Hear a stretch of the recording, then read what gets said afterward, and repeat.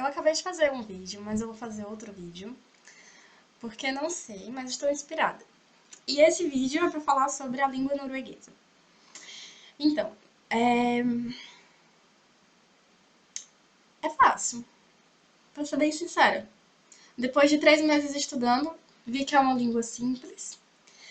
Pra gente, talvez seja um pouco complicado, assim, em questão de vocabulário, em questão de pronúncia também, porque difere muito do que a gente está acostumado. Mas, quando você entra na questão da gramática, é bem simples. Então, como eu já falei antes, verbo, você não conjuga de acordo com a pessoa, você simplesmente usa o mesmo verbo para todas as pessoas.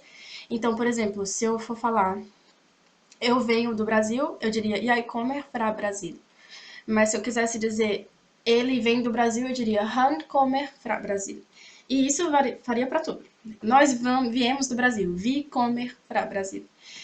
E aí outra coisa que assim, eu já observei também aqui, que eles têm muitas variações de sotaque, tanto na pronúncia das palavras, como também na entonação, o que eles falam. Então, em Bergen eles falam mais tá, tá, tá, tá, tá, tá.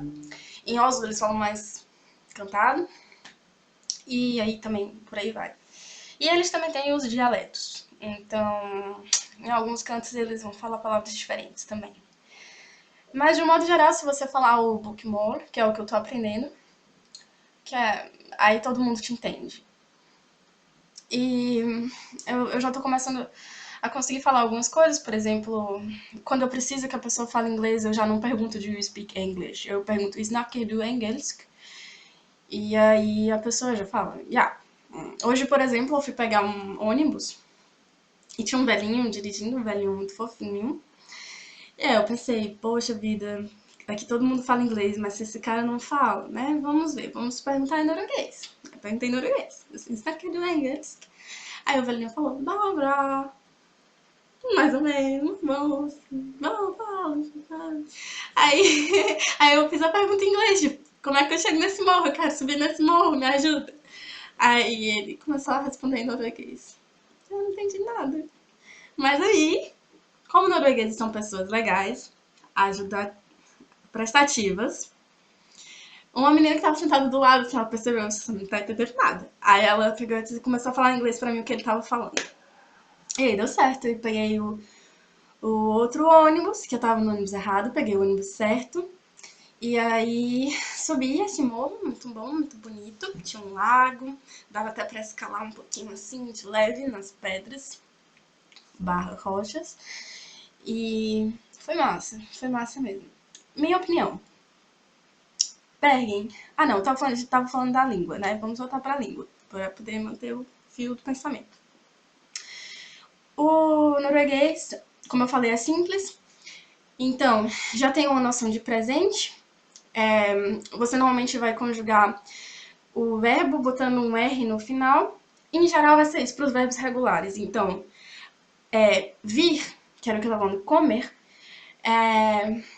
no infinitivo seria o coma. Mas aí quando passa para a conjugação do presente é comer. Então bota o R no final. A mesma coisa para, por exemplo, preparar a comida. É o laga, que seria preparar. Mas se eu quero dizer eu estou preparando ou eu preparo comida, é jeg lager mat. E aí por aí vai. Daí o passado, ao contrário do que eu falei em outro vídeo que eu estava equivocada, você não usa um auxiliar. Você muda a desinência do verbo. E isso pode ser um pouco complicado, porque os verbos eles são divididos em grupos, então o fim deles, a desinência deles vai mudar de acordo com o grupo deles. Mas ainda assim vai ser o mesmo verbo para todas as pessoas. Então, por exemplo, snakker é falar no presente. Se eu fosse falar no passado, seria snakket. Mas seria jeg snakket, du snakket, hun snakket, vi snakket, por aí vai. E aí, só que alguns outros eles mudam, mas aí você estuda e consegue lembrar. Daí também tô aprendendo os adjetivos são relativamente fáceis, mas uma coisinha que talvez seja um pouco complicada é porque quando você vai se referir você usa o adjetivo para se referir a alguma coisa, normalmente você vai ter que mudar o finalzinho do adjetivo para concordar com aquela coisa. Então, por exemplo, uma casa pequena é et litt hus. Se eu fosse falar que era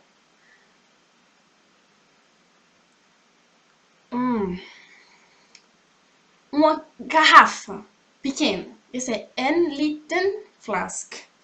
Sabe? Então, assim, a mudança que acontece no finalzinho do adjetivo pode ser um pouco chato, mas nada demais.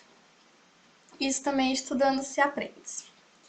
E aí, hoje estou até aqui com o meu livro de poesias e dessa vez já deixei separadinho uma poesia para poder falar. Tá bem pequenininha. Se chama Likevel. Likevel é no entanto.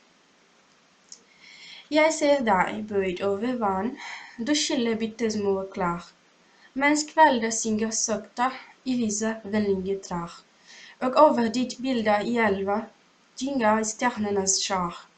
Likevel spør mitt hjerte hva like er. E aí essa poesia do Hans Burley basicamente diz, eu te vejo curvada sobre a água e você lava roupas minúsculas, enquanto a noite canta baixinho e à vista existem árvores amigáveis. E sobre a sua imagem no rio, tremula as estrelas, tipo isso.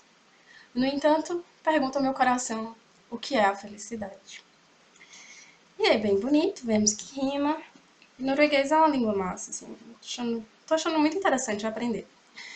Daí no próximo semestre vou fazer o nível 2. Torçamos para que eu passe no nível 1. Aí falei o nível 2. E é isso aí. Acho que não falei muita coisa, né? Assim, provavelmente ninguém vai saber norueguês no final disso tudo. Mas